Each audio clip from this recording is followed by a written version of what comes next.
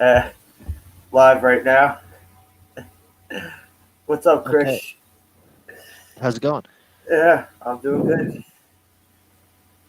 Pre stream, Chris and I were just getting into some hardcore drug tales. Yes, Drug tales. Tales from the Woo! Abyss. Yeah, and they are all for educational purposes and cautionary Yeah, tales. And no, no definitely circumstances cautionary. are we Yeah, encouraging anyone to do anything. And we are totally and utterly advise staying to the YouTube guidelines to the and straight and community narrow. standards. To the straight and narrow. Yeah, Exactly. 100%. Yeah, Yes, yes. You don't want yeah, any you don't want any drug penalties coming down on you, whether it's legally and yeah, you have to serve jail time, or whether it's within your own family. yeah. I know I had a lot of that in my family. The drug abuse in my family was Now, my family were very much like uh, a good example of what happened was a friend of our family. He did a cocktail of drugs and had a breakdown and was basically schizophrenic. And we were constantly told that like all he did was smoke one marijuana cigarette, and then that's it. I don't think And I wouldn't be able to yeah, believe that. I wouldn't but be that's able it. to. I found I was sort of like, don't like. We get like you get a lot of drugs are bad and okay, drugs are big and scary, and lots of TV ads where it's all dark and the person speaking with a Oh, voice like especially the this. '80s, especially the If you do '80s. this, this is your brain on acid. Oh, the This is your '80s, lungs. the This is '80s your was spleen. the '80s is so much of the '80s was involved with that. Hello, Yeah. Pixels. How you doing? Hey, Pixels, how's it going? But I basically sort of I kind of bought into it for when I was little, and then like pre-teen, I bought into it, and then as I went into my teen years, like well, I was told that like you're smoking marijuana, you have one marijuana cigarette, and pow, you're fucked. So I then eventually a friend of mine, his older brother was growing weed, and I managed to get my hands on some leaves. So I dried them out, rolled them up, smoked it, and was like, "This is what everyone's on about. This is crap. Yeah, This is who smokes. This is just a waste of time." I And don't then think it's like, and I it. thought like anyone who smokes weed has got to be dumb. This is like, like, what are you doing? But also when you hear about the, because it's also well documented about when someone is high on PCP, when someone's smoking angel dust, like they can take Yeah, multiple bullets from police officers and just keep storming at them like zombies. It's like weed, no way. Weed, yeah, you're all right. When it comes to weed and gun violence, you're lucky if you can be able to shoot a shot straight in a GTA game. Like yeah. I don't know. Like, I think that if you're stoned, you're less likely to resort to that. You'd be more exactly. like That's what I'm you're more saying. like trying to work out, like you're trying to line up all the ducks in a row in your head to try and make sure that you're like You're some trying sort of sense coming out of your mouth. you're trying to not burn your food while you're heating it Yeah, up in the other room. Oh, I forgot my food. Burning. yeah, That's yeah. that's what you're trying to do. It's not You're you're more likely to accidentally shoot yourself because you're scratching yourself with your gun pretty when you're much. stoned. Pretty much. Uh, Just don't leave your gun on your waist. Just when yeah, when you're sitting down stone, take your gun off your waistband and you're good. yeah. You got a gun safety.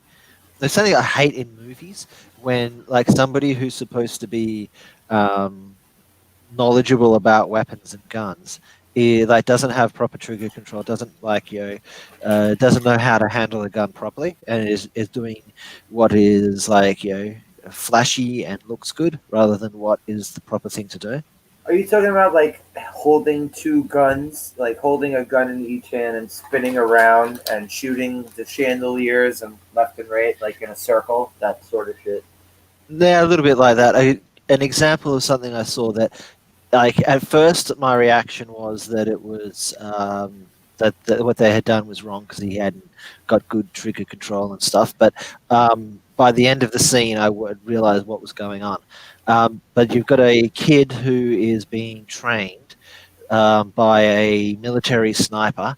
He's been trained how to handle guns and how to shoot and stuff like that by this ex-military sniper. The kid is being trained by a really bad dude who's trying to make him into a school shooter. So it's pretty dark. Um, but the so they Like a Columbine type school yeah. shooter? Okay. Yeah, yeah. Basically, you got the kid who's being picked on, and like he asks the girl out for prom, and she laughs at him. And his Uh, psychologist is sitting there saying, like, "Well, you had every right to want to go out with her. You're a a powerful, intelligent, excellent human being. How yeah. dare she not do that?" Like, and then this encourages him to retaliate against her for saying that. And then was it when kids are picking on him, he's like saying he's was it saying that you need to learn something to like you know how you get picked on at school, learn self defense and you'll have confidence and it'll all be okay. He's more like, oh, you're being picked on at school. Well, we'll teach you how to shoot and you'll be more confident at school. And it's basically setting him up to be a school shooter. But then And the kid has just been through. this movie was made post Columbine, Yeah, obviously, it's right? a TV series.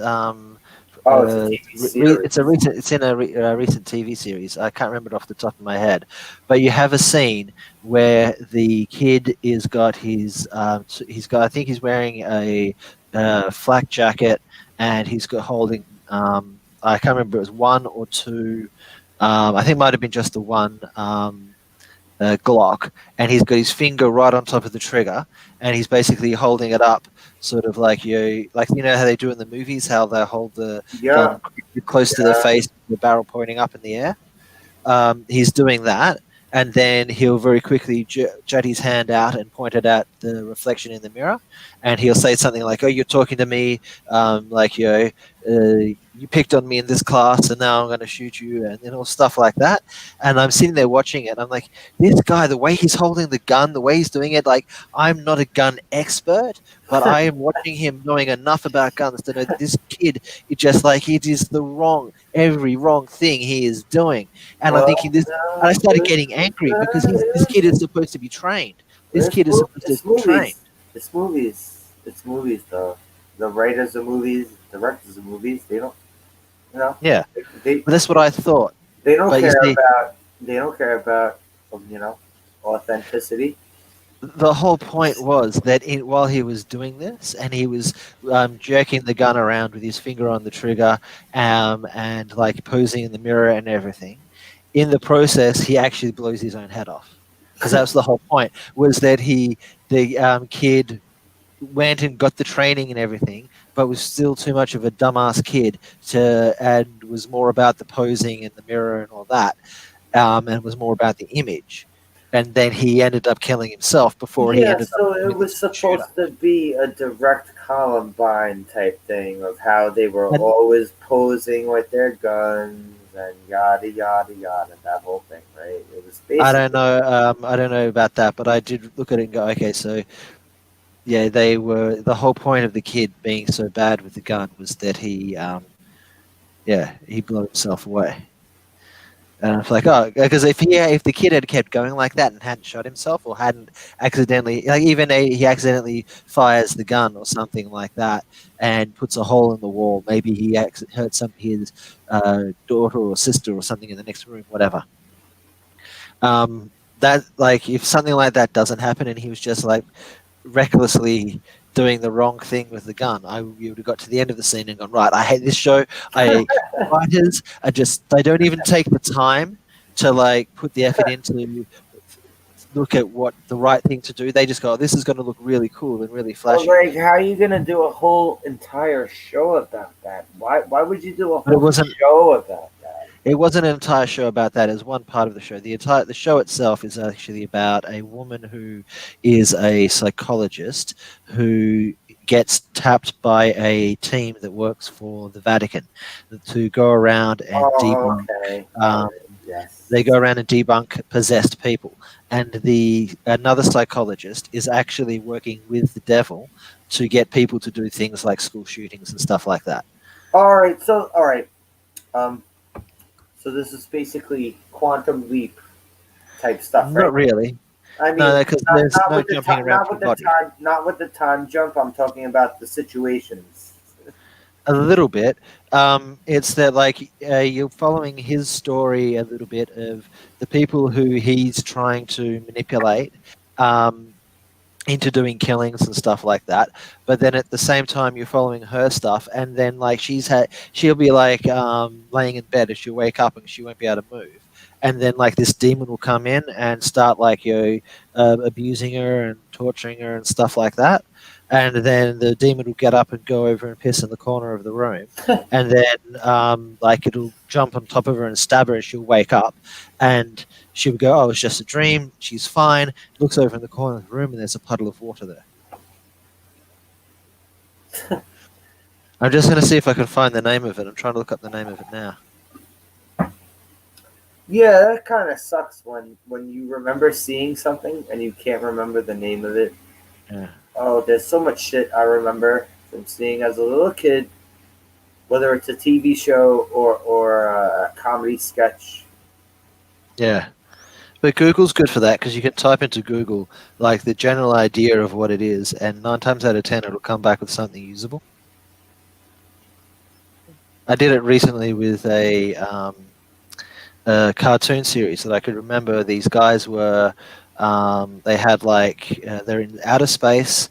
They had, Yeah. You showed me that a it was, couple times. was it Yeah. silver stuff? And it was, yeah, I Oh can't without, shit. there was Or something. It was. Silver Hawks, and the other one I did was Mysterious City of Gold.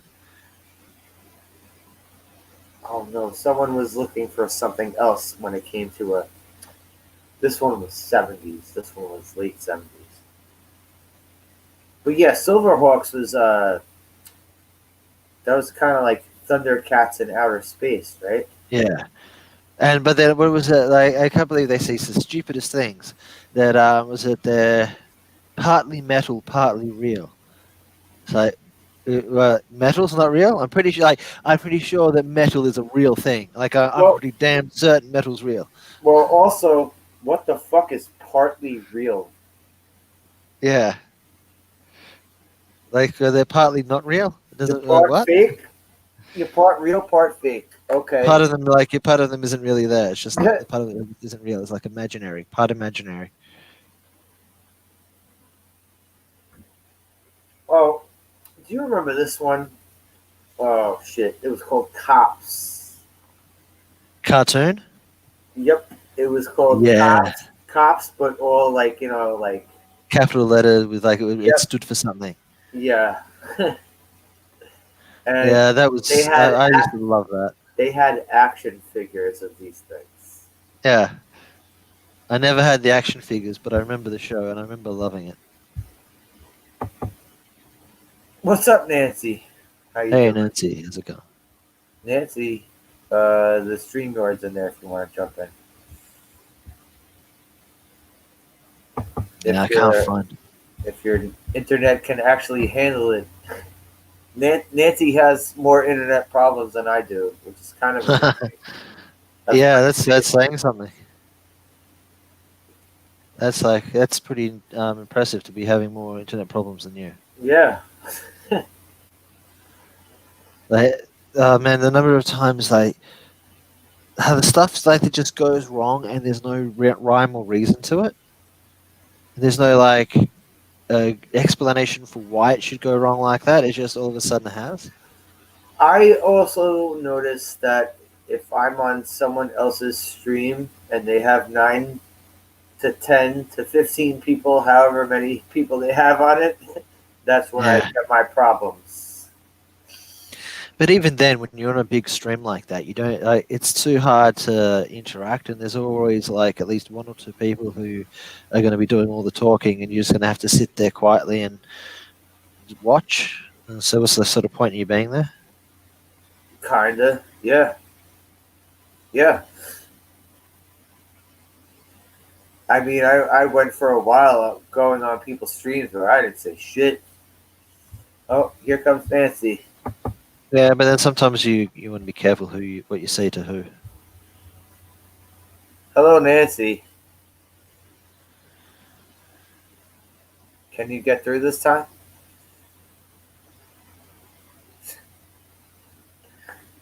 Wow, Nancy has really bad internet problems. Yeah.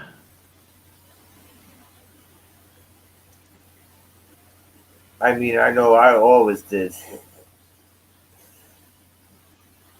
Hey, What's up? what's up? How Not you doing? much. How you doing? I'm good. I'm good. How you guys doing? Not too bad. Hanging out.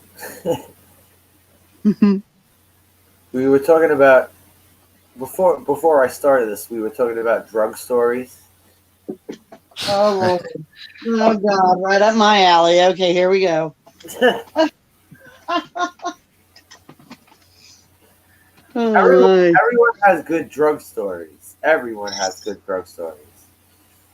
Well, anybody who's ever fucking lived life has got good drug stories. I mean, even old people have good drug stories. Back in the 50s, it was like, mother's little helper. One pill to get you up in the morning, one pill to take you down, Cocaine was in the Coca-Cola. I mean, The good old days. Hello, Yeah. Storyman Jack. How you doing, Storyman Jack? Oh, it was in the name. It was in the friggin' name. Right? Coca-Cola. Heroin was the elixir of life. Oh yeah, they used to. Gosh, crazy, crazy. All that alchemy. Mm-mm-mm. Now it's just crazy shit, though. What It what is. the what do you mean now it's just crazy shit? It's always been crazy Well- shit. Yeah. Well, yeah, but it was like more natural, like with alchemy and stuff like that.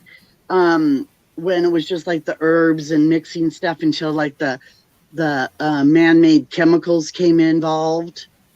You know, Well, everyone's always gonna find a weird, fucked up way how to get high, how to get. right, Everyone's always and- gonna find some weird way of doing that. right. No matter, Alcohol's a big one. yeah, no matter what the situation, someone's gonna find a way. Right. But so what's like the root of that? So why is it always escapism? Why are we always looking to escape in some form or fashion, even if it's not a drug? It's A lot of the sort of more primitive, traditional uses of the drugs were as a substance that were used to like connect themselves to God, so they could like right. have like a spiritual experience.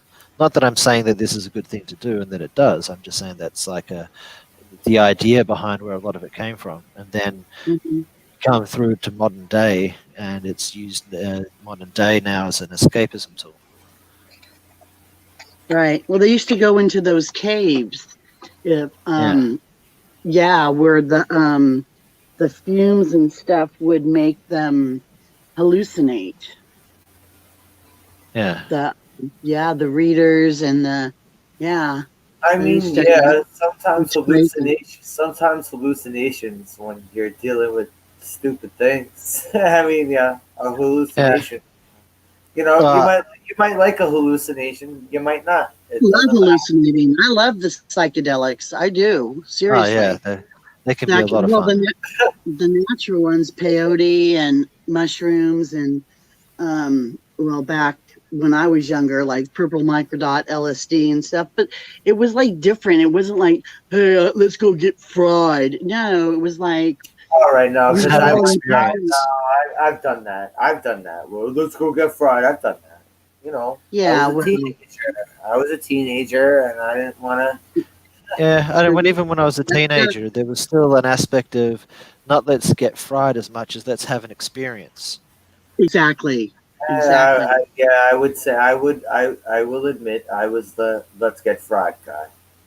But I Yeah, learned after learning how other people around me got way more fried. I did learn my lesson after that. I will Yeah, say that because I knew a lot of people who graduated to other things and right. died of overdoses, and I was like,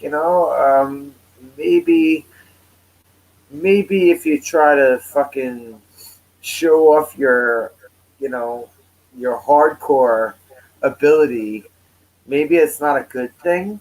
Maybe you should Right. just, you know, take it I down think a it's notch. all mind though, in your mind too. If you think you're gonna freak out, you're gonna freak out.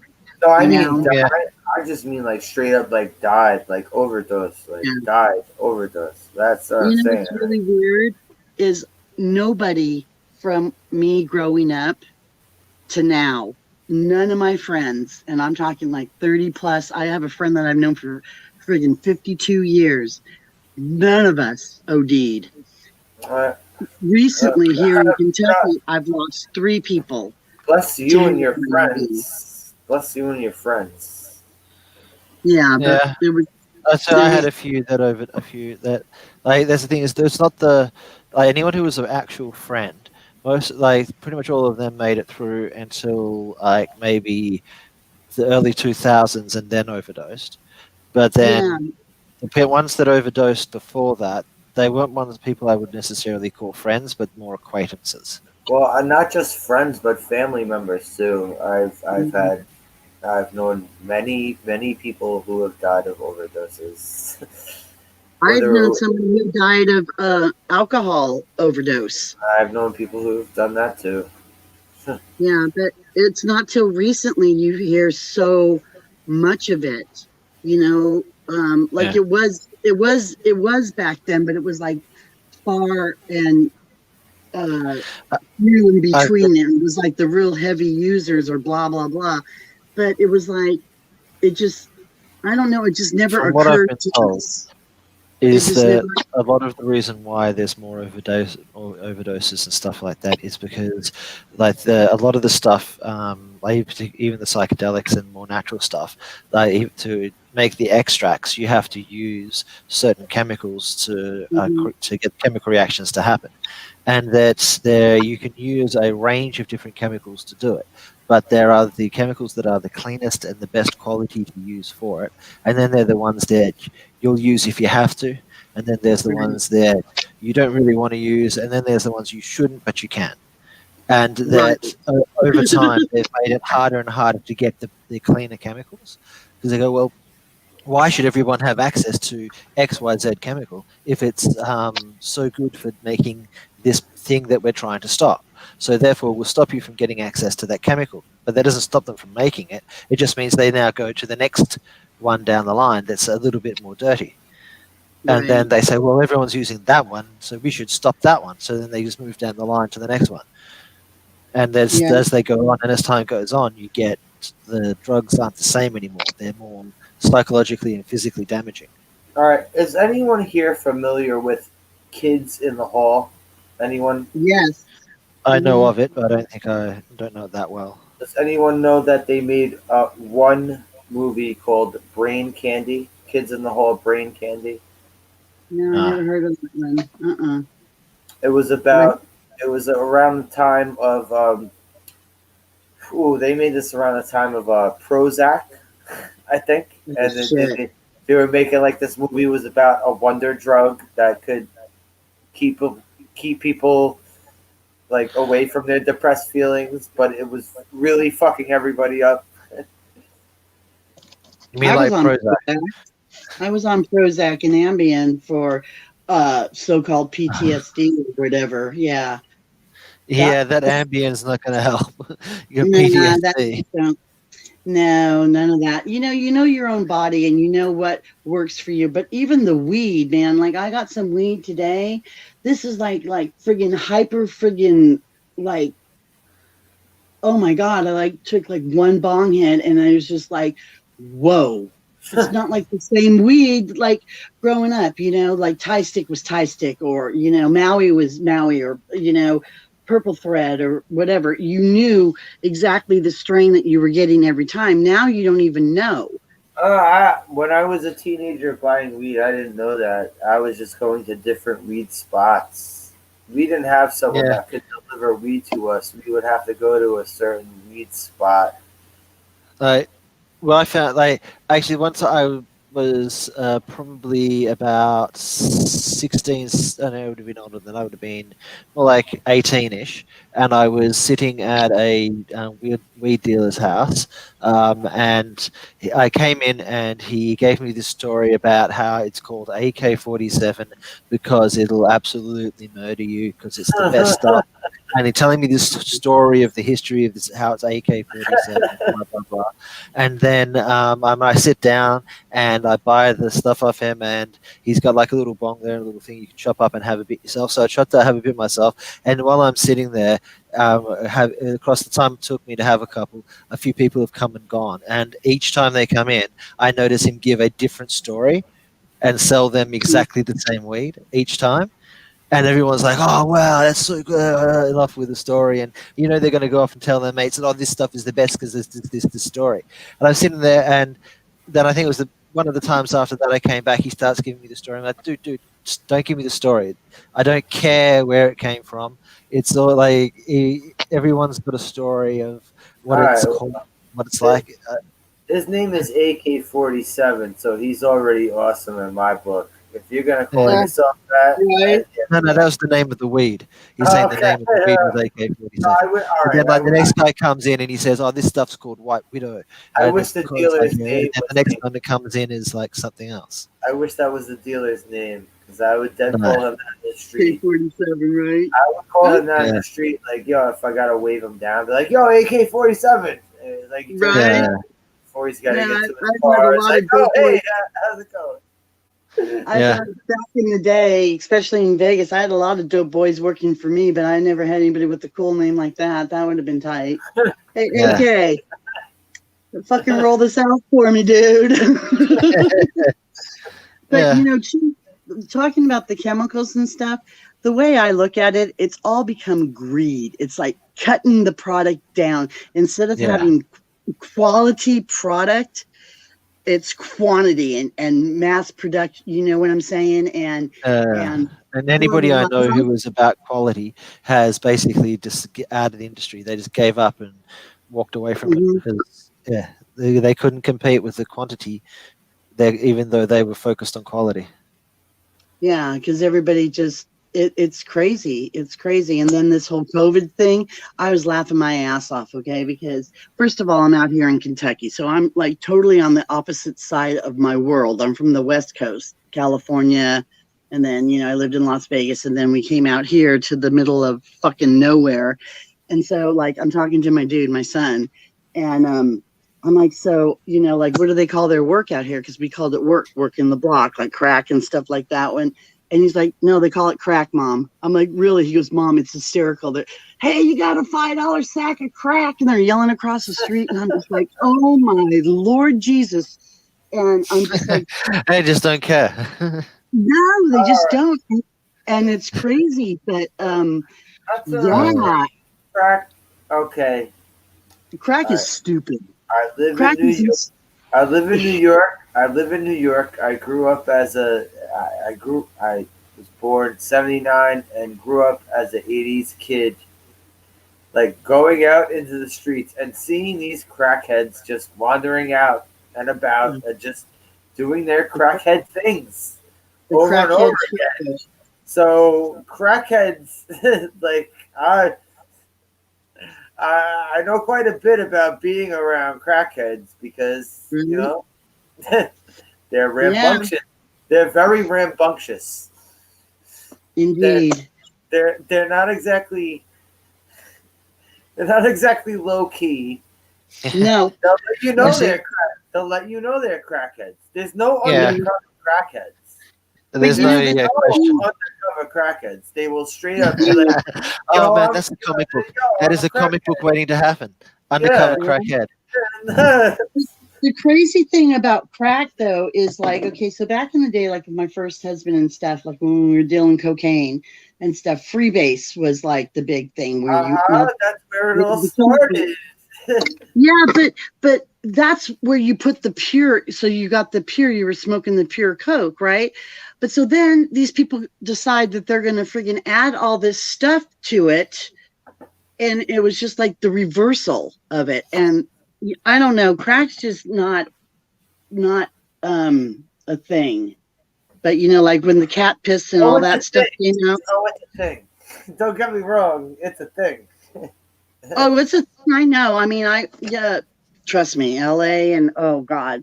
But it's just like, wow, why would you take a perfectly good product and ruin it like Yeah. that when you would get a better high and a longer acting high, not cooking it up like that. So I didn't understand the concept. And then the friggin' crank and then the meth came out and that was a whole nother It's cheaper, easier to get. Yeah, all Cheap, comes quick, out. nasty. All comes out in different, nasty, cheap forms of whatever you got to do. It always does. Right. It's crazy. And so like I didn't smoke weed for a long time. I just started in September for my pain. Weed, And the you can't throw weed under that bus. You can't do that. no, Weed is not that. It's not that extreme. It's not the same animal at all. No. no, not at all. And I still don't think it was the gateway drug because I'm from the 420 crew. Like we used to meet behind the 7-Eleven 420 or at Nancy's house for coffee and bong hits and grilled cheese after school. You know what I'm saying? But it was Coffee just and like, pockets. That sounds yeah, awesome. Coffee and friggin' pockets. For me, like when people said that weed was a gateway thing, I was sort of like, well, no, I sort of smoked some weed and I thought, well, this is dumb. Weed is like, it's slowing you down and you want to be faster and it's making you less sort of social and you want to be more social. So, and then when it was like, you got one hand, you've got weed, and the other hand, you've got speed. So I thought, well, like if if we're not going to do weed, we're going to do speed. And it was after doing speed for a while and then going like, you know what, I don't like this, and then getting some really really good weed afterwards and going like, oh, now I'm more interested. So it was more that speed was the gateway drug than weed was the gateway drug. the trick with that is we used to put the quaaludes on top of the weed Oh or God, a little bit of speed on top of the weed so it would be like a more of a like a hyper mellow. that's way fucked up. No, Yeah, because we were it's like experimental, and especially me. I mean, my mom Yeah. used to say, "You got to stop hanging around with them kids." I was the instigator. I'm the alchemist. I would like, God. Yeah, oh yeah. yeah. The I'm only like, oh, let's mix this with this and see what happens. You know, yeah. Yeah. the only thing the only thing weed led me towards down was acid. That's it. Weed didn't make me do anything other than acid. And acid, I regret doing acid. I do regret. Do you really? I don't. Yeah, I don't. I don't. I I don't know. don't. Like, it depends. Like if the physical damage that may have been done to my joints and bones from the amount of acid that I did, that I regret a bit. But the rest of it, no. But do you know now the studies show that your brain does repair itself? So look. I mean, it's not the brain damage; it's the actual like bone damage bone, yeah, and like everything else that and goes cartilage with damage and stuff like that. Yeah. But I'll tell you, because everybody's saying, oh, yeah, you're losing brain cells. Okay, so I started using at 13. I'm 58 now, okay? So for 40 plus years, I was on one drug or another. I was a friggin' paralegal. I was a friggin' criminal defense paralegal. Yeah. Writing briefs for friggin' attorneys and shit. The attorneys were more fucked up in the head from the alcohol than I was from, doing a little bit of weed here. But I never did anything for like, I get bored. Like, okay, this is boring.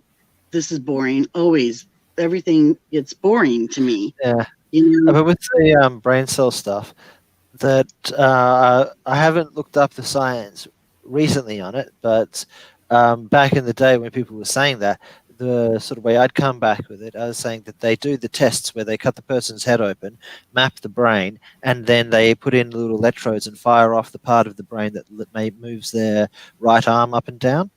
The fact Mhm. that when they do that, and they one thing is when they ask the person what's going on, they'll say that their arm is moving up and down. That they won't say that they are moving their arm up and down, and that if you ask them, they can override you firing off that part of the brain.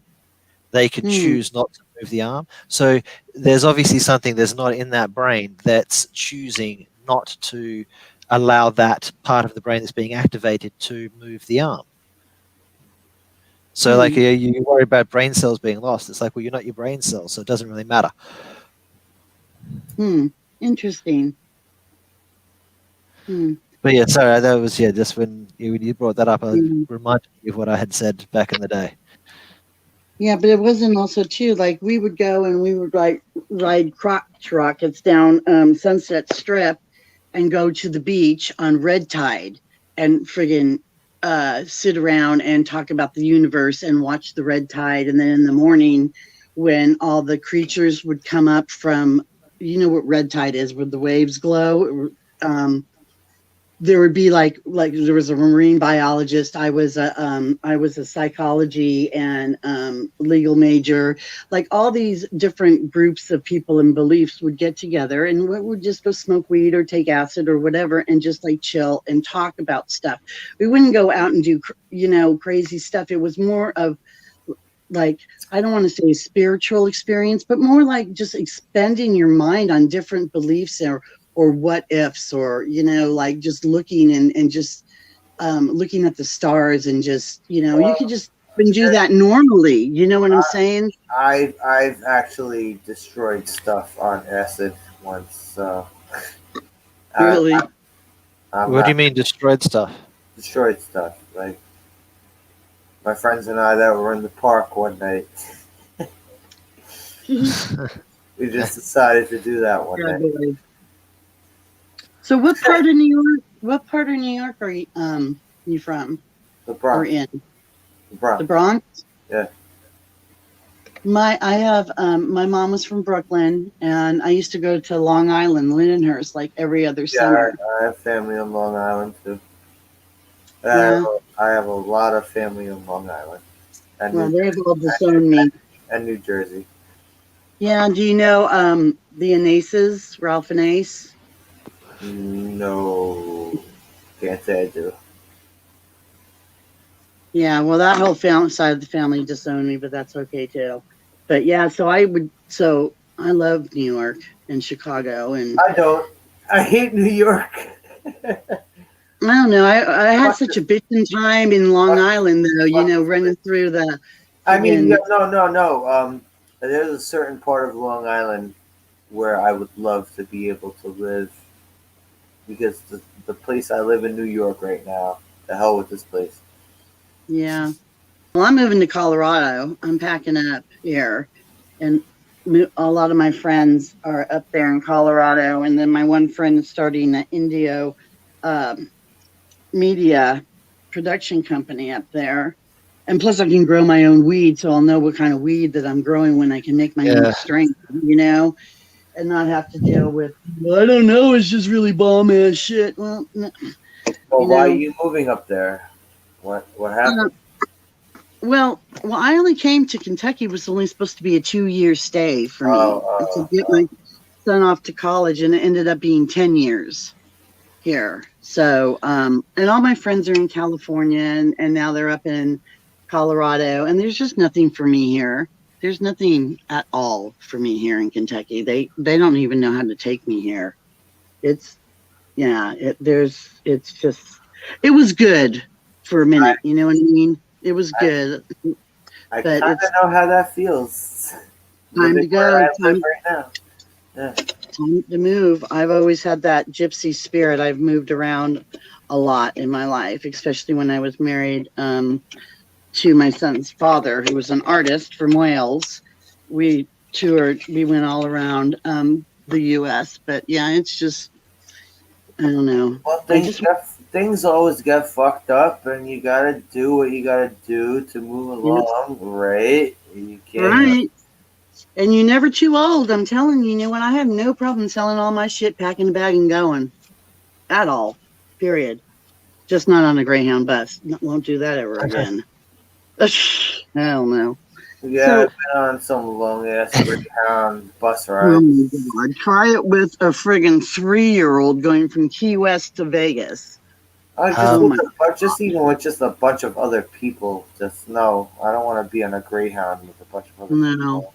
try I mean, being on a bus that has the seats aren't bolted down, and you're going through the Himalayan mountains. No, that'd no, be bitchin'. That'd be cool. I'd like Oh that. yeah. no, I wouldn't. It's there's like part of it's good and part of it's bad. It's good that like Yeah, the whole experience in general of the Himalayan mountains, yes, good. But the but being on the bus and yeah, like the the seat actual being sliding around is a little bit hairy. I like being scared shitless though. So where are you from? What Krish is your name? I'm currently in yeah, Krish is good. I'm currently in Australia. But if you're talking about like going to move and wanting to move, my plan is at some stage to end up in the Himalayan mountains in India. Oh, you're that would gonna move be there. that's So what's what's that, up. Sasha? You're gonna move there. I want to move there. Yeah, Oh my it's God, not easy that to live. I've seen some So of those roads, man. Oh, I bet that yeah, that's so friggin' brilliant though. I can just imagine being up there and just the it's people. pretty good. Sorry, Yeah, folks. I will be back in a second. Um, okay. One of the things that happened that was really fun was I was staying in this little hotel, and you like pretty much everywhere you can get up on the roof. So you get up on the roof, and you've got 360-degree panoramic view of mountains.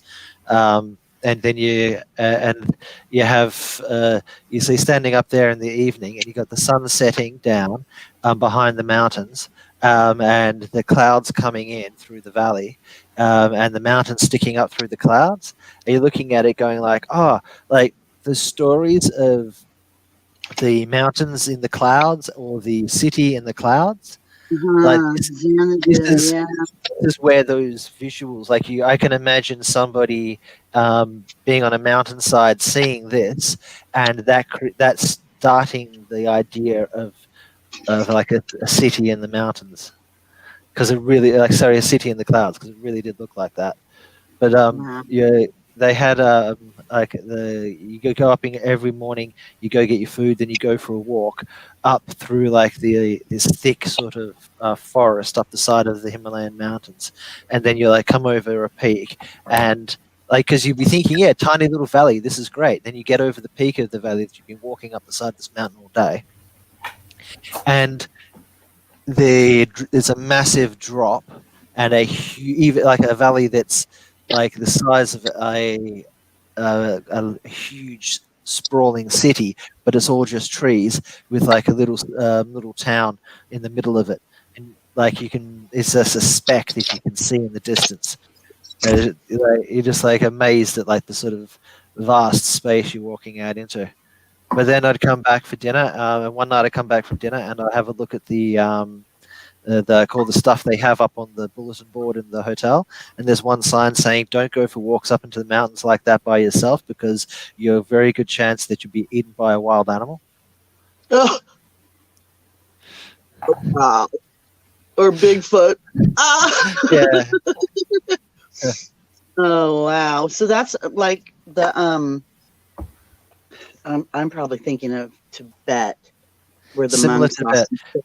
Yeah. Tibet is actually just across the border from Himachal Pradesh, which is mostly where the Himalayas is in India. So the Himalayas goes across from like India, Tibet, and China, and a couple, I think, Mongolia, or so. There's a few other countries that it goes through as well. And yeah, you get it's a huge It's a mountain Kubla range. Khan and Kublai Khan and all that ancient With all the history. ancient Buddhists, the ancient, all that old stuff. Yeah, I And the, studied Buddhism for a while when I was out there searching. Yeah, that's I really agreed with that way of lifestyle, yeah, but I had a problem with chanting um not the Namyo Renge Ko so much as the rest of the chant because I didn't know what it meant in English and I didn't want to start yeah. throwing shit up to the universe when I don't know what I'm actually saying. What But you're actually saying, yeah. yeah, but it was definitely a really an eye opener for both me and my son spiritually to I'm like so into learning other people's beliefs and because the core value pretty much, especially when Yeah, you're a lot saying of the like core values. it's the same story, it's just in different cultures with different cast of characters. I mean, when you were Yeah, just when you were talking about the city in the sky, me being a writer, I'm just totally picturing how they were picturing, oh, that's where the yeah, gods live. You know what I'm saying? yeah, And yeah, yeah, yeah. wow. You can imagine yeah as soon as you looked at that my mind like yeah as you are as a writer I'm sure if you when you see something like that your mind is immediately going to start generating stories of what of the city and the backstories of the city and what's the goings on and all that sort of stuff that of this of these people who live in the clouds and then like yeah it's very easy for that to like you tell that story and people start to tell it from one to another by mouth and people start Yeah, believing in trying it. to explain, yeah, trying to explain that, there's something out there that created us, that we are creators in our own rights and blah blah blah and Yeah, the good and the evil and all that other stuff. It's the same scenario. That's why man-made religion I do not agree with because it's All just religion so is man. argumental. All It's just like yeah, to a all degree. I mean, all each religion within all religion is man-made. All like religion is man-made. well, all No yeah, religions, yeah. no But one then like there's the spiritual experience, the direct but but I'm experience, saying and then that is also man-made because you got the but anthropersonification from vital forces. I But yeah, I was born and raised a Catholic, and no, the older I got, the more I realized it. No matter what your religion is, what happens at the pearly gates when you don't have that right religion? Um, right. Where does it say? Where does it say if you don't believe that this, exactly. you know, and well, see, that's that's just why when one I was getting person's into the Hindu opinion. thing, Will you be Yeah. cast? Will you be I like cast their into? way of looking at it. Will you be cast into the pits of the netherworld? Who the hell knows? You didn't follow the right religion. It was like a lotto ticket. Like you That can't. was just, and also that was control too, like back in Yeah, Babylonian and Samaria. That's how you control, and it's still how you control the people with fear, false It's also evidence, and it's real. well, I also was just was I'm it sorry. Constantine? I was just listening to creepy little book talking about Constantine, how he Oh, burnt yeah. the library to the ground and then blamed the Christians for it, But so that he could persecute them. it's also Uh, when you are raised in a family that is devout, insert religion, you're going yep. to be brought up into that religion, and you have no choice over that. You're a fucking infant, and you Yep. have no Yeah, choice but then you other can than to choose. be brought. Then you can choose. Yes, Yeah, Yeah. then you can choose. But I'll tell you one thing too, when you're sitting there at church next to your fucking father who's fucking sexually molesting you, you're saying, Oh where the God, fuck's God? And don't do this, and then they're out there smoking and drinking, and you're like, yeah, yeah. fucking yep, hypocritical yeah, bullshit is exactly, this? You exactly. know? There's a lot of things that. There's a lot of things depending on every sort of religion you're brought up in that's gonna. Right. I s- see when you're talking about with the religion you brought up in, with the way the Hindu explain it, is that the afterlife you get is based on the religion you're brought up in or that you have. For most people, the one they're brought up with is the one that they end up keeping until they die, or they And because tangentially hold on to it to the last minute. it's forced upon them, right? Yeah, because they get it forced upon them as a child, and they just stay with it because they just don't think anything else. But then there's other people who have a desire to learn more and I know want to more. know the truth. I don't want to know bullshit. I don't want to know Yeah, Skittles from the. you want to know I something don't. real. You don't want to know shit. Yeah, Yeah, and exactly. like I've been doing the Gnostic and the Dead Sea Scrolls and like the Book of Thomas and comparing it to like the Bible and all, blah blah blah blah blah, and taking what Jesus said and like in the Book of Thomas, they were just sayings. They were sayings, okay? But when they put them into the Bible, they left out a whole bunch of fucking crap. They left out the book of Enoch, which talks about space and time continual, and all this other stuff. And then you go into the Mayan or you go into Egyptian and Hindu and all that. They all have the same thing. They were all fallen ones that taught us shit that we shouldn't have known back then about astrology and war and stuff like that because we weren't ready yet. And so what I believe is basically if the government or the powers that be can keep us fighting amongst each other, we will not pay attention to what's really going on. I just spent a week in the hospital in and out of a coma. Okay. Yes. Do you know Yes, what? and They did not test me once for COVID. but I'm almost 50. I'm very sorry for that, Nancy, and It's cool. I'm glad that you still.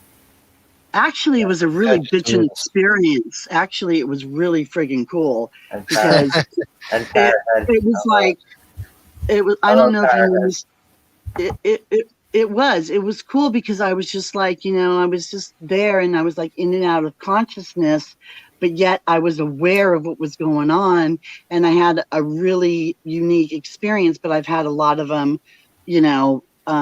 like I could just sit here and have look up into the sky and hang out, you know and what I'm chill saying? and have a good time.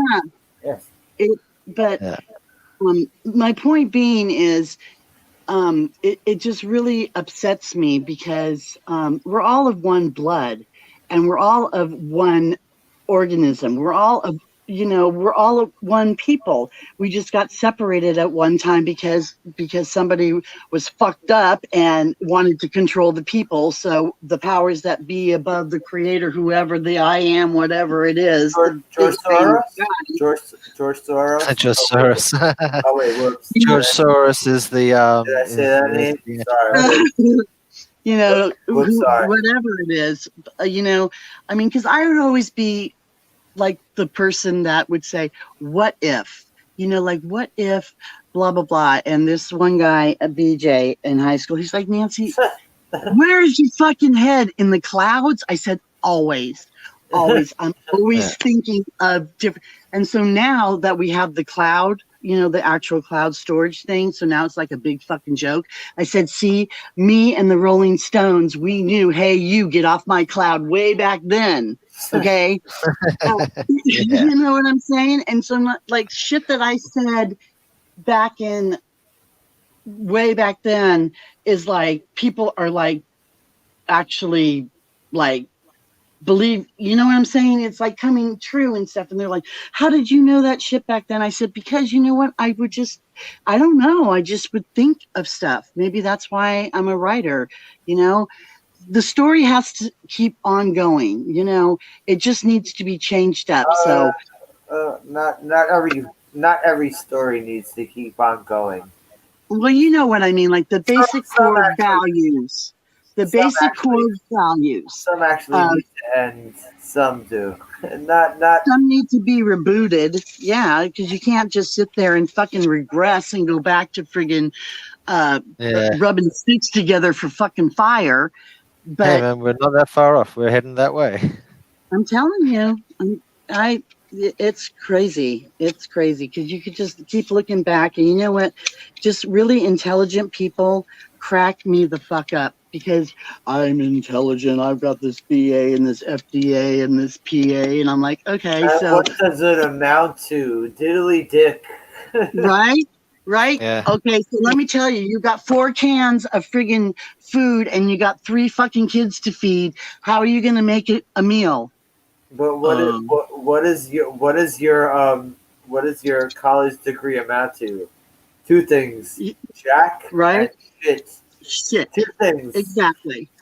Yeah. Jack and shit. Because you know what? It's not going to do you any good when money's not going to be worth anything and you're going to have to learn how to barter again. People don't fucking know how to do that. You know, hey, I've got this, you got that. Here, let's trade. You know what I'm saying? Yeah. But People hey, don't. I'm in tens of thousands of dollars in student debt because of You this fucking see, useless the people degree who I got. the people who So, I would right, consider to be smart, the people who I'd consider to be smart aren't the people who have these degrees. The people I consider to be smart are the people who, for the last however many years, have been saying things like, you should learn some sort of practical trade that is usable and that can, like, that has something to do with fixing or building or making something. People who are saying that, like, knowing how to Useful stuff. survive Useful without stuff. all your technology is important. Those are the people I would consider as smart. But building stuff, yeah. Not just bitching about stuff on the internet.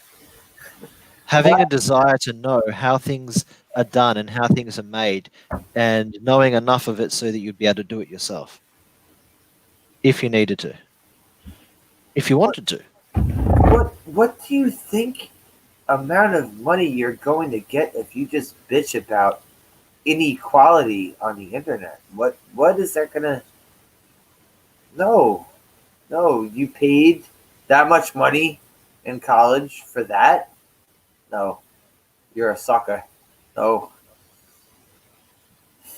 It's like saying that there's people in the how to make homebrew group. There's people who know exactly how to make homebrew, and they can sit down and tell you the exact temperature and the exact mathematics of the exact formulas that you need to have from the chemistry perspective to get everything done right.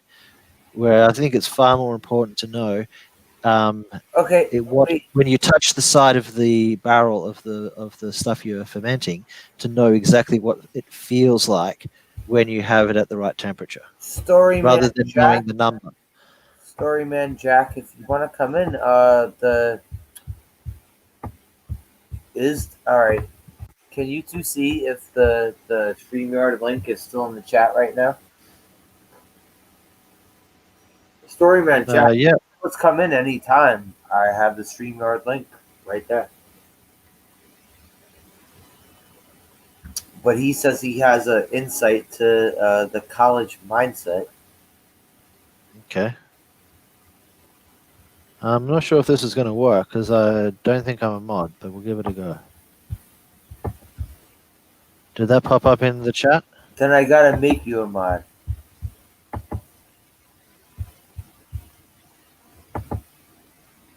All right, how about this one? Did that one work? Yeah, that should work. Yeah, Storyman Jack.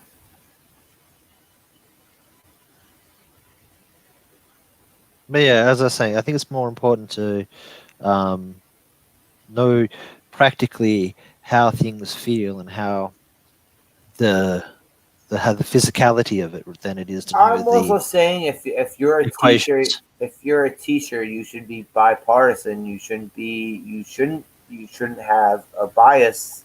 If Yeah, you are a teacher, you do not have a bias. yeah. You're teaching them the information, and it's up to the people who you are teaching, Exactly. once they've got the information, to make a decision whether right or wrong, good or bad, or yeah, to make Especially if a there's judgment. especially if there's a tuition paid there. Yes. All right, Storyman Jack. Hey guys, can you hear me? Hello. All right, so I I was 21. I took right after high school. I wanted to go to the University of Texas. I wanted to be a writer. So I couldn't afford it. Right? It's even back then in the 90s, it was really expensive. So I joined the military. I went in the Air Force. and I wanted to see the world. I ended up stationed in Oklahoma City, which is like 3 hours from home. Well, they had a program, so in order to do leadership school, all that stuff, you have to volunteer, right? So I volunteered at OU to clean up after football games, basketball games, things like that. And that counted toward my NCO school for leadership school, the credits for that. And OU had a program for every hour that you worked for them. Instead of paying you, they would give you a college credit hour that you could spend and take a class.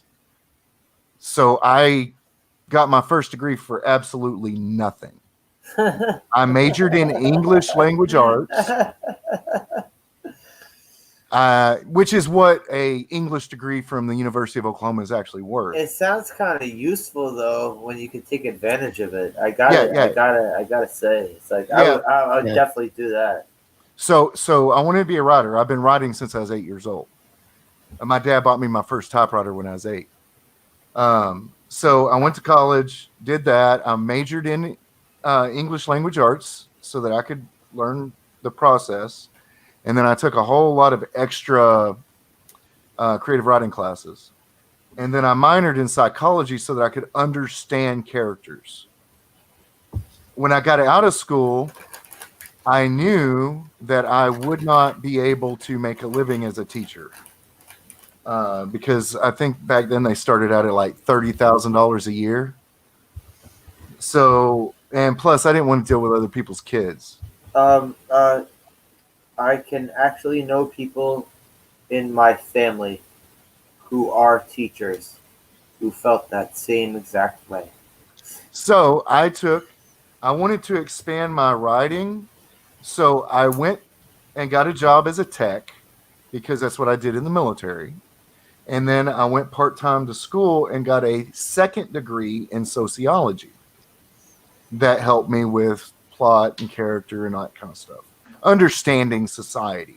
So I've got understanding language.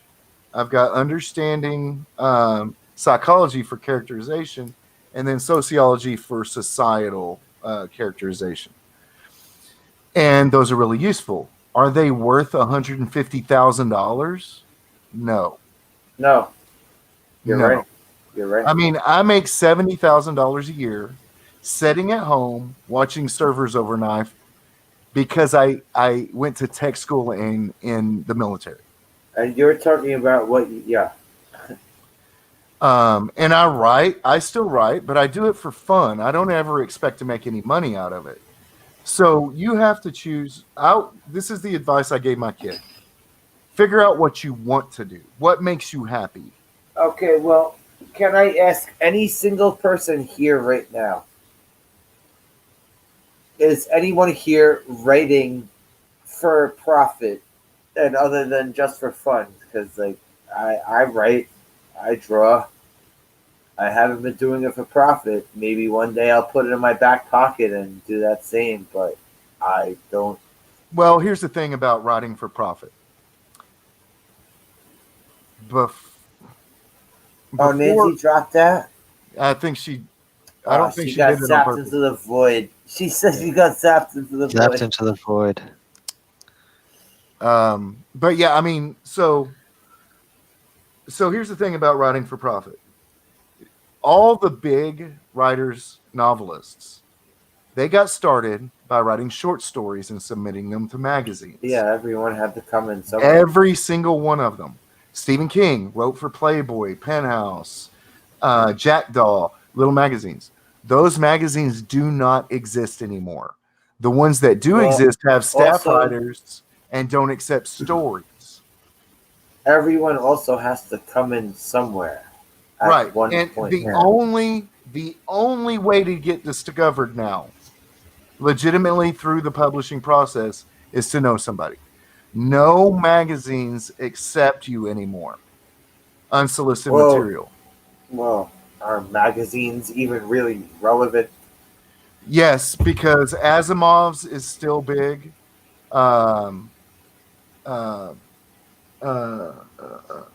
What's it called?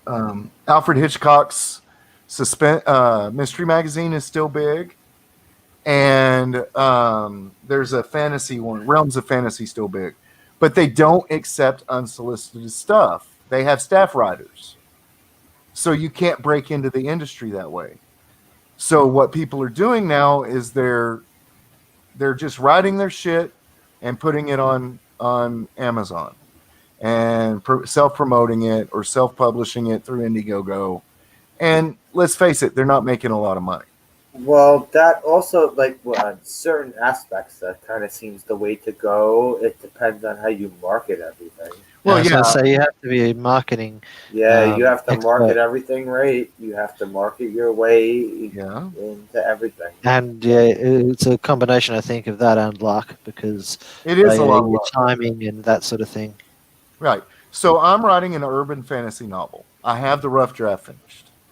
Right now, what I'm doing is I'm writing, and it's urban fantasy.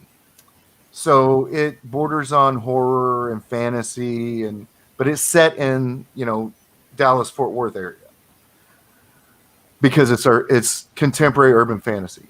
So what I'm doing is I'm writing short stories and I'm putting them on my channel.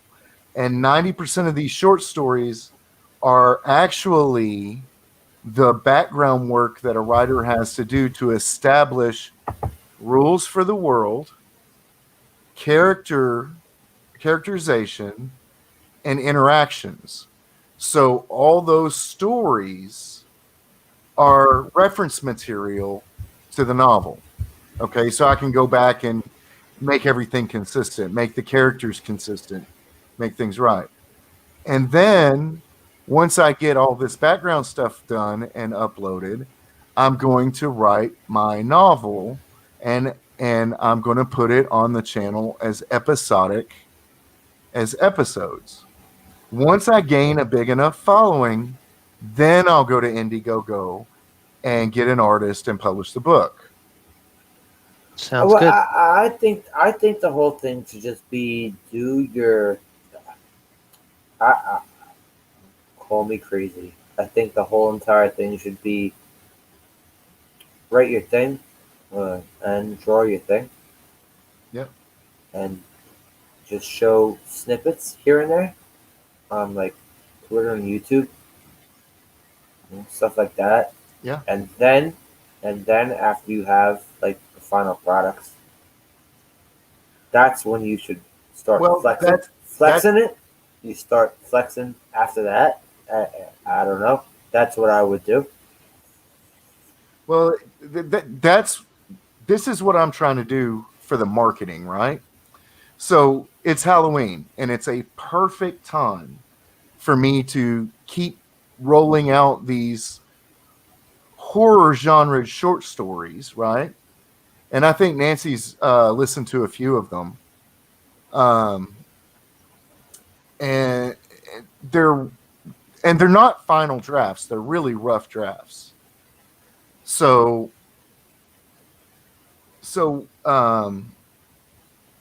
what's going to happen is I'm going to probably be once a week, I'm going to upload an episode of the novel. And it's really the rough draft, and it's me reading it. So I'm not a voice actor. I stutter. I tend to edit as I read, like all right. Wait, can I cut you off right here? Sure, go ahead.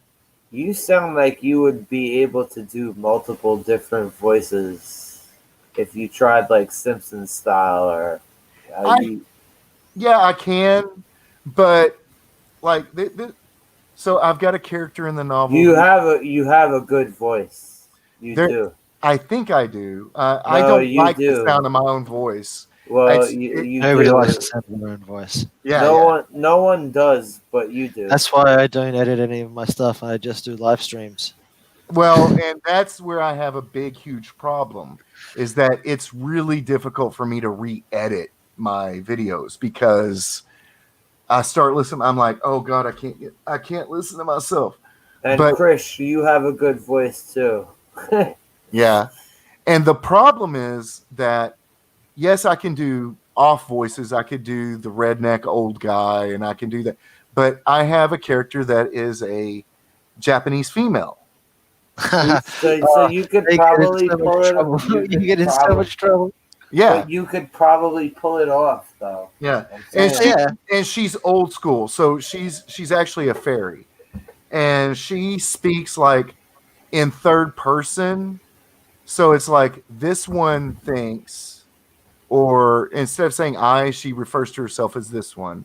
And when she refers to the main character, she refers to him as the Cain, because his name is Cain. He's a descendant of Cain. So, um, and then I have a Australian character, and I have an Irish character, and I cannot do specific dialectic voices. Well, most of my characters are not. Most of the characters I can do aren't. It's more like celebrity impersonations. Right. Like I could do Mr. T, I could do Tony Montana. Yeah. Stuff That's like generally that. what you do. You think of a celebrity that is like what's it like Paul Hogan, what's it, Crocodile Hunt, the Crocodile Dundee. Crocodile Dundee. You think of him and you just try and do an impersonation Oh, of I him. fucking love It to doesn't do really matter Tony. how bad it is, because you Well, do realize that most of the really, really good actors can't do other accents. Like most of the big name actors can't do like foreign accents. They most of them are terrible Well, I Australian fucking accents. love to do Tony Montana. Okay. Well, Tony a lot of those Montana, actors okay? have I to. fucking do Tony Montana all fucking day. Yeah. Oh, the fuck out of here. A lot of Montana all actors, fucking day. the studios have to hire coaches for them. Yeah. And I think I could they eventually still do do it, but I have to like immerse myself around it. Yeah. So I have to listen to nothing but somebody speaking Irish for days before I could pick it up.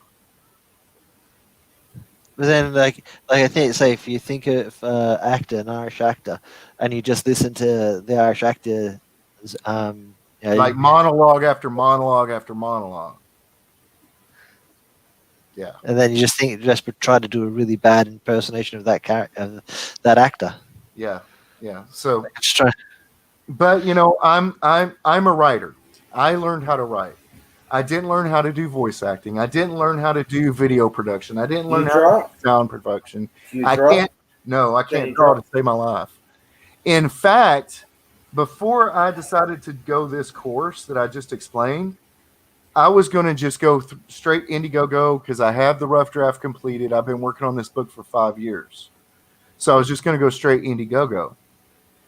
I have sent 3 different Comicsgate artists money, deposits to do a cover. And then I never hear from them again. What? I've sent $100 to 3 different Comicsgaters. And then they totally ignore me from then on. So I'm not letting this person in here. If it was just one person who did that to me, it would be fine. But they are 3 people. They have channels. They have Indiegogos, and they have comics out. And they asked for $100 deposit, and I gave each one $100 deposit, and then never heard from them again. So I don't trust creatives because they're flighty as hell. I know because I'm a creative. So what I'm going to end up doing is I'm going to end up spending $800-900. Oh, it's Nancy. Okay. Going to a professional cover artist and getting it done. Wait, hang on. Sorry. Nancy. This you, Nancy? No? Sorry. I know it was Krusty. I know Nancy always has the Krusty the Clown shit going on. Oh, yeah? Could be. She could be zapped again. Well, yeah. Nancy, I do method writing, but the rules I'm talking about is because I'm world building, I have to have consistent rules in the world. Otherwise, if I set the rule and then break it later, I have to explain why I broke it. really these short stories is just to keep myself consistent. Well, if you build any world that you're writing, you need to be consistent with the world you're writing. Yeah. Any sort of thing. Yeah. Any sort of Yeah. thing. Yeah, I mean, like But then Nancy look said, at she's something listened like, to a lot of the stories, so and she enjoys them. So so you look at something like Discworld, and that series of books, and right, that what I remember, that didn't have any world building done. He literally just said, like he said that he goes to a place. Terry Pratchett said he goes to a place inside his head where this stuff is going on. And he just writes down what he sees, right. and And it seems to, from my, I haven't been a while since I've read all the books, but from memory they were very consistent in their yeah. well, and that was the point of those books, is that they were meant not to be consistent. And they were consistent though. Well, within the framework of inconsistency. So What do you mean? if you read The Color of Magic, Yeah. even Rincewind doesn't know what the fuck the rules are, and they just make them up as they go. So when you get to where he's writing about death is like, oh, it doesn't work that way, it works this way. So yes, it's consistent, but he's already set up that nobody knows what the fuck is actually going on. I thought it was more that that was like a commentary on like a religion over the spiritual. Well, yeah, it's a satire of all fantasy.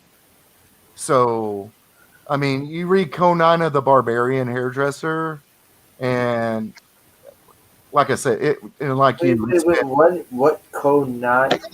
What? One of the characters in kind of, I think it was the Witches novel, is Konina the Barbarian Hairdresser. Was it Cohen Holy shit! or something like that? Cohen the Barbarian. He's a guy. Konina. And it's making fun of Conan the Barbarian, but He actually has I think there's a line where they ask him what are the greatest things in life, and he says something like hot water, soft toilet paper, and good dentistry. yeah. And there's a whole series, like 3 books about death, where Death goes and finds this kid named Mort to take over for him so he can have a vacation. Yeah. So it's all satire. So when he does break the rules, you don't notice. Well, is it all right? Yeah, but then it's also not, because when you get into further studies of this on a esoteric path, a lot of the stuff that he starts talking about starts to make sense a little bit. Yeah. Well, because wait. it's all coming Like, out of, like when he talks about things like the anthropomorphic personifications All of right. vital Wait a forces. second. Isn't everything these days basically satire, even real life? well, Satire is irrelevant now because everything is satire. I mean, he wrote it in the 80s, Living right? is satire now. Basically, living your everyday life is satire now. Well, the whole world is satire. I mean, we have Yeah. I'm a Trump supporter, but he is a Cheeto dictator. I mean, I love making fun of him because he's so Cheeto dictator. easy to make fun of. I mean, I like But that's a it. I lot of think his it's- policies, and I'm gonna vote for him. But he makes fun of himself. Cheeto And then that's it. dictator. It's such low hanging fruit making fun of Yeah. Trump. Yeah, It's like, but then it's gone beyond just making fun of Trump. Like half the time, like comedy is just repeating the word Trump again and again in a nice, like saying Trump in a really it's horrible not way. even comedy anymore. It's Yeah. just random run of the mill bullshit. It's not comedy Hey, anymore. It was not that long ago that I think it was an Australian comedian, a woman. She came up and she said that she did a comedy special. I think it was on Netflix, and it was basically her just telling harrowing stories of being sexually assaulted and stuff like that. And that was her comedy special. People were sort of saying like, "Well, this wasn't funny. This wasn't really a comedy special." He said, "No, this is the new comedy. Comedy isn't funny. Comedy is shocking." Yeah, It and sounds like stuff from Amy Schumer. It wasn't Amy Schumer. No. real comedians are like I mean, you listen to Joe Rogan, and he just blasts that garbage. Yeah. I mean, like, what's that lady's name that's British? I think she's British. She's blonde. She was in all the singing movies. Chris, Fuck. What was her name? It starts with an Rebel A. Wilson? Rebel. Yeah, Rebel. I watched one of her specials. It's horrible. It's like Yeah, painful. she ain't good. She ain't good. And that's what they're all like because they don't want to hurt anybody's feelings. Yeah. It's awful. But the thing about Trump is he makes fun of himself. Yeah. So does he care when they make fun of him? Hell no, he doesn't care. Well, no, because that's it. The people who are making fun of Trump in trying to be nasty towards him, Yeah. they themselves don't actually have a sense of humor. So that if you were to make fun of them, they don't take it as a joke; they take it as serious. And if you make a joke that is racially or socially insensitive, they take it as serious. Right. And they don't get that when they make jokes about Trump, he's like he has a sense of humor, so he laughs. Yeah. Yeah. Yeah, and I mean, and the thing is like, take Joe Rogan for example. He's a pretty edgy comedian, always has been, and that's what makes him really good. And now they're trying to cancel him over it, right? I see. I like him, and I don't. I'm like, I'm like on the fence about Joe Rogan. I think he's like, a stand-up guy. No. I'm like, yeah and no about Joe Rogan. I think he's a stand-up guy, but I don't always agree with his positions. I wouldn't exactly say stand-up guy. Yeah. I wouldn't exactly say that, but I'm talking about his opinions. Yeah, maybe I lay in the same opinion lines of Joe Rogan. Maybe that's sometimes I would, sometimes not. Yeah, and that's the way it is with everybody. I mean, I don't agree with everybody all the time. Yeah, exactly. But then there's something about Joe Rogan that just annoys me. Oh, really? Chris. Yeah. Chris, I 100% agree with you about that. There's some people that like you just like it's just a certain thing about Joe Rogan. Yeah, it kind of irks me. Kinda. Some of like I'll check out what he's doing on his podcast, right? If it's a subject I'm not interested in, I'm not going to watch it. I'm not a faithful Joe Rogan. He was just a good example. No. Like I said, I'm on the fence about him. I've been on the fence about him for a while. But I mean, there's people that I have a lot of friends that really despise Stephen King, right? You know when I really liked Joe Rogan? I'm sorry to cut you off right here. Go ahead. But when I really liked Joe Rogan? I liked him more when he was calling out comedians for stealing other comedians' shit. That's when I really liked Joe Rogan. I like Joe Rogan for doing that better than I liked his stand-up or him on Fear Factor or anything else he ever did. Yeah. When he came out and just was like, "Fuck you, Carlos Mencia." Oh my God. Oh, that was so fucking funny. I laughed my ass off about that shit. Oh, it's like when he was making fun of what's her name? I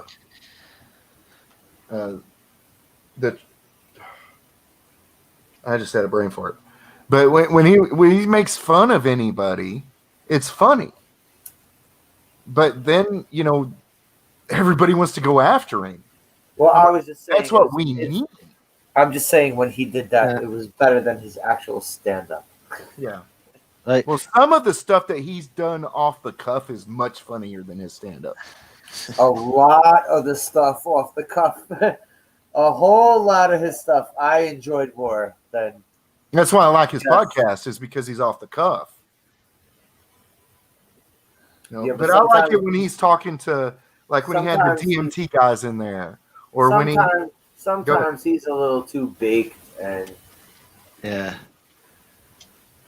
Sometimes he's a little bit too. Sometimes he doesn't unleash on the people Well, yeah, sometimes he doesn't unleash on the people that he has on his show. Right. But Right. what was that Yeah. guy's name that used to do the whole um, college humor thing that he had on there? The super liberal guy who did Ooh, College Humor. um, Not P. Holmes. Was it P. Holmes? no, it was the guy who did who does the whole fact thing where, well, actually this and this, and if we Oh got yeah. that far, Something or other ruins everything. yeah, I ruins know. everything guy. He went Okay. off on that guy. He fucking Well, Yeah. put that dude in his place. I know College Humor, but I can't remember the guy you were talking Yeah, about. yeah, the whole Adam ruins everything. Adam. Oh, Yeah. that guy. Yeah, Yeah, but then like Adam Conover. he fucking right? unleashed on Adam. He did. Adam Conover, right? Yeah. And then he Okay. just fucking disappeared. Adam Conover, after I saw him on Joe Rogan, and he got fucking bitch slapped by Joe. As soon as that show was over, I never heard of him again. he mean, he- kept doing his thing, but he wasn't trending as much anymore. Right. I think Joe basically hurt him, his career. Because he basically told him he was an idiot and proved it. And then he had no Adam dude had But then no there's been response. other people that he's had on, and I'm sitting there going, the guy you're talking to is an idiot, and you can prove it. Why are you sitting there going, uh-huh, uh-huh, Yeah. uh-huh?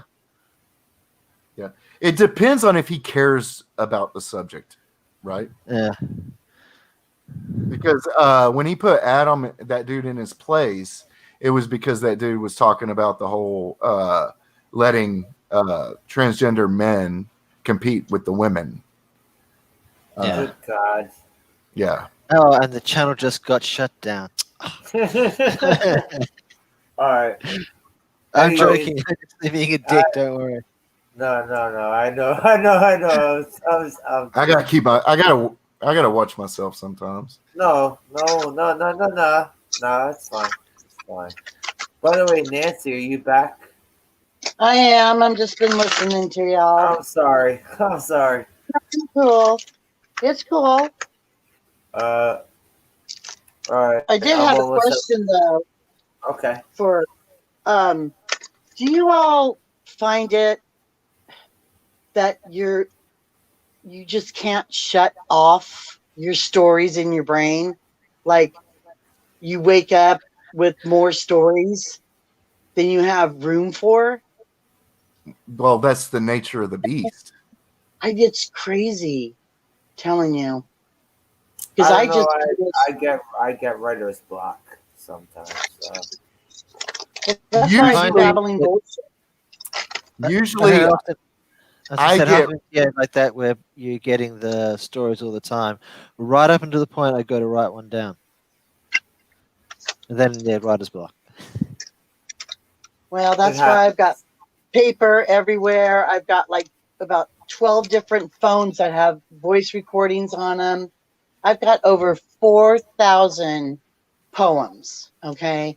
But for the last 17 years, I have, it's called On Scraps of Paper, and is basically on scraps of paper. I have a big box that I've been putting all them together as a virtual poetic journey of my last 17 years.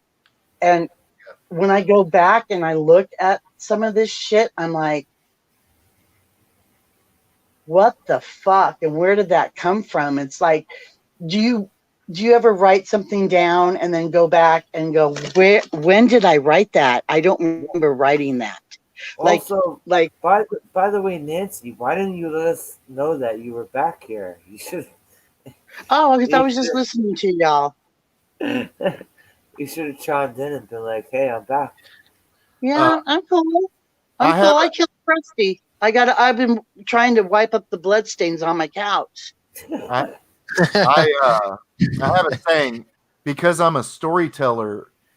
It's really hard for me to shut up, but as a writer, I physically can't shut up. Right. That's yeah. Storytellers have a hard time shutting up. Writers literally can't. All You right, know, but a I writer can't can. shut up. And you know what's really weird is, so I was on Jedi stream, right? And apparently I pushed a button and I recorded, right? So I go, oh shit, man, I must have fallen asleep and hit the record button. So I was going to delete it, but I started listening to, I'm like, well, let me listen to some more. Do you know I don't even shut up in my sleep? Oh yeah. Seriously, I'm like talking to friggin' characters and like, no, that's not going to work. And you can't, no, because I'm like a method writer, because I really get into my character because the character is me. It is one of my personalities or an experience that I went through or whatever. But yeah, I'm just like, oh my God, I never do shut up. And I live by myself. Right. Okay. So Well, I'm like, who the fuck Wait, are you talking to? You know? I'm sorry. I'm sorry, Nance. uh, Hmm. I'm almost at the end of here, so Okay. I'm gonna let everyone plug their channels, and maybe in a few days I'll get more hours back. What do you mean get more hours back? Do you have to like Oh no, I'm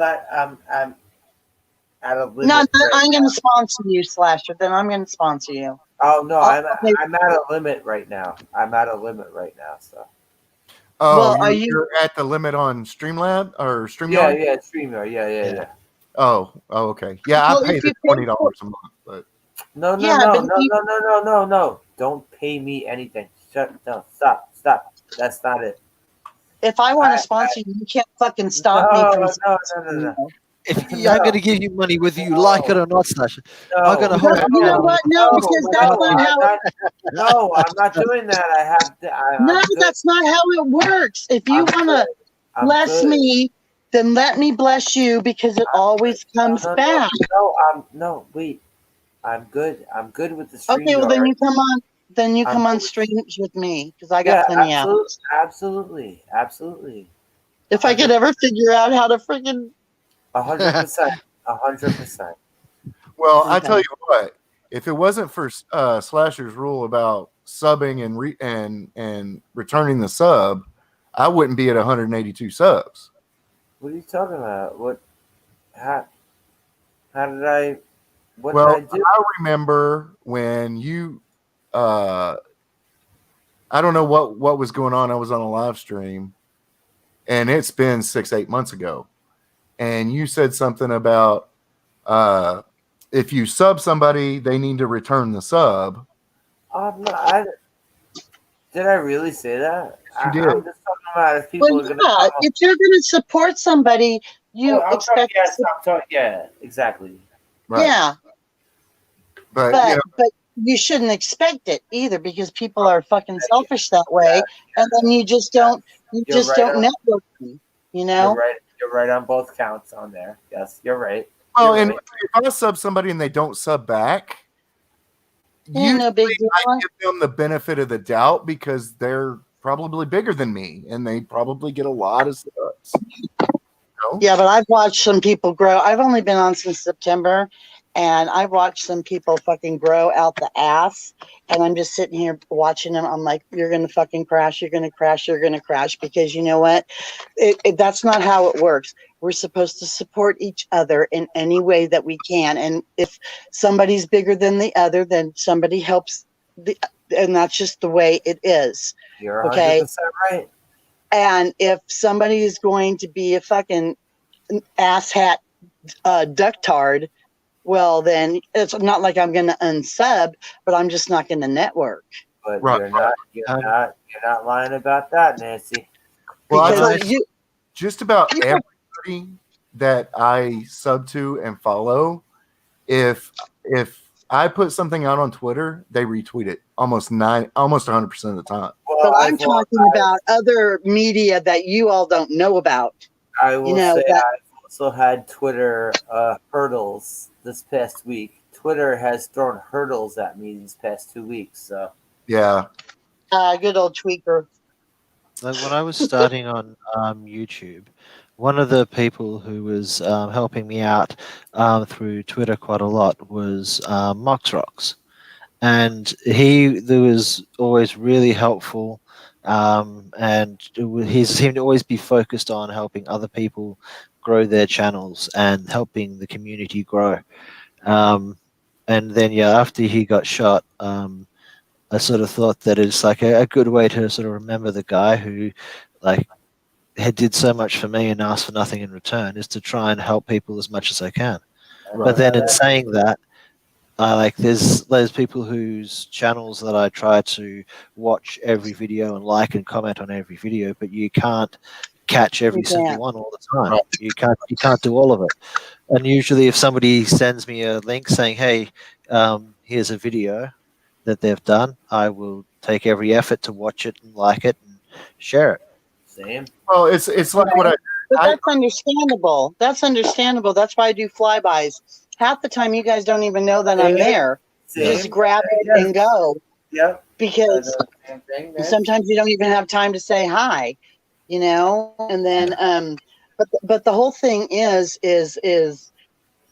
it just kind of it irks me because who cares how many really subs you have or not, because the good ones are going to stay with you and I support you. just And like listen, I just like talking to people. I like to. I'm not gonna be a sub whore. I don't give a shit Yeah. about any I of know, that me neither. garbage. I like talking to good people and building good relationships. And I'm sorry, call me a moron for saying that. I just like being able to talk to people. I Sorry. just like being stupid. I mean, this is all new for me, and you guys, all you youngsters, have been helping me with because I'm technically challenged, you know. And I don't even edit my shit. I just put it up because if I watch it, it'll never get up there. You Right. know? Yeah, I know that. Yeah. I exactly. don't edit it. I don't edit. I don't edit jack shit. The first time I saw myself on camera, I about shit myself. I said, "Oh yeah, no, I cannot do this." And look at myself. I'll be picking apart myself. I said, "I don't see how they do it. I'm just gonna put it up there, babbling. I don't even care." You know? Why do you think I do everything with like a couple of puppets? It's like so I Well, don't have that's to. why Like, I I've can got just be on visuals camera too. and I can interact, and I don't actually have to be on camera, and I don't have to look at myself. That's what I'm saying. Right. When That's I why do I make inanimate objects talk myself. You know, when like I just made a couple characters tonight. if I do a video, I'll show my face like 50% of the time I do a video. So I don't. Yeah. Well, if I could draw, I would turn all my stories into just little cartoons, but I can't draw. Right. So, Right.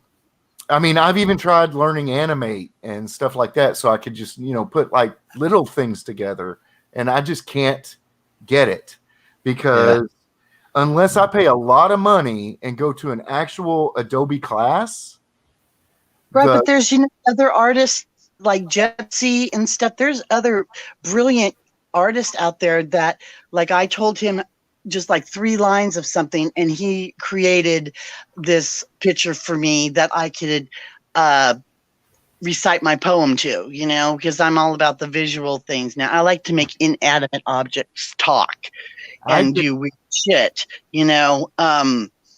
but there's other people that you can use even if you can't draw or whatever. I've but had your a stuff- problem with that. I was just telling them I need a cover for my novel, right? In the past year, I've contacted 3 different Comicscape people. I have given deposits to all 3.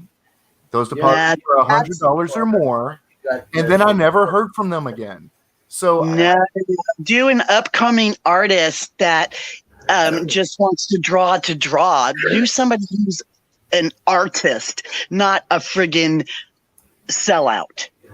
What I'm saying? They are. All 3 of them had comics on Indiegogo. Yeah, but that's it. I think that they've already got comics on Indiegogo, and they've already got their following of people who are doing that. Whereas you need to find somebody who's just doing it. Like they're willing to draw something to get your attention and get your money, even if they don't do a full size detail thing. I say, here's an idea of what I can do. All right. Will you give Wait, me wait, give me wait. money for it? Anywho, Please, anywho. please. Oh yeah, we gotta go. I'm being weird. All right, I put fake eyelashes on. Can you see? Well, and the No, I problem with can't see. trying to learn anime with YouTube is that because Adobe updates all their crap like every other day, the tools move around on you. The icons look different than a YouTube video that they made a month ago. You can't find the tools that they're using. So you have to go to an actual Adobe class to learn it. Okay. I'm sorry, everyone. I ran way over the time. Mm. So, Oh well, if you want to continue, I can do a live one, but I don't know what I'm going to be doing. but All right. Well, thanks, Slasher. It's always a pleasure.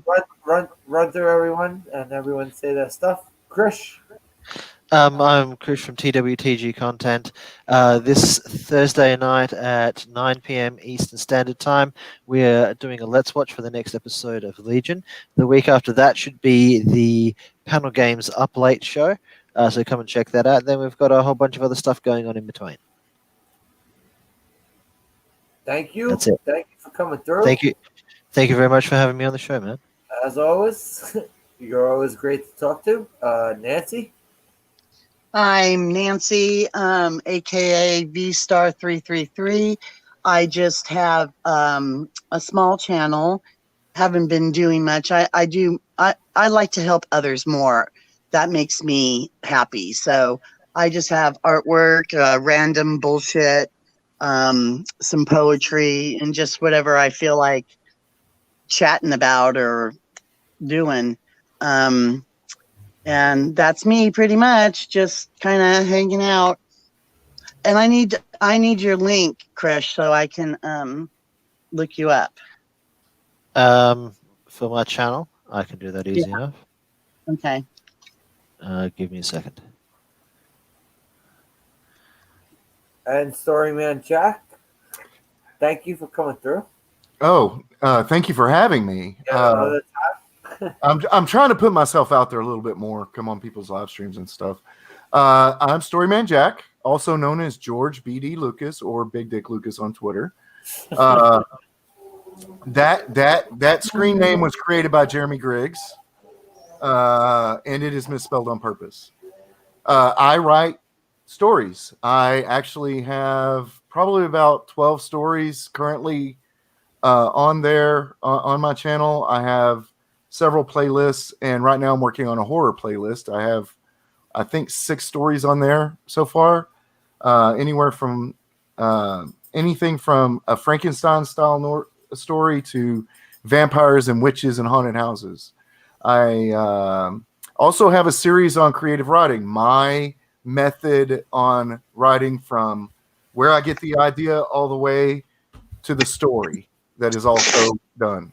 So I try to put a story out about once a week, sometimes twice a week. I really need criticism more than anything else. So that's me. Everyone can use criticism. Yeah. Yeah, even if you want to call me names, I don't care. I just want to know what you think about the story. I feel the same way. Constructive I don't get criticism. Yeah, I don't get There's a butthurt. way. Yeah, but there's a way of doing it tactfully and not friggin' bashing someone too. So Yeah, you but know. there's a lot of unintelligent. Criticism, not being bashing. Criticism Right. and bashing somewhere are two totally different. Yeah, because I can bash my Yeah. own self enough. Same here. Absolutely. Well, it was a pleasure, gentlemen. Thank you. Thank you, It's been everyone, great. Thanks a lot. coming through. I don't even know if the last 20 minutes of this are going to be shown on YouTube because Hang on. I went over my YouTube limit. I'll get more hours back tomorrow. It looks like it's still going. Yeah, I'm just having a look now. All right. Looks like it's still going. Have a good night, folks. Peace out. Good night. Thank you for coming through.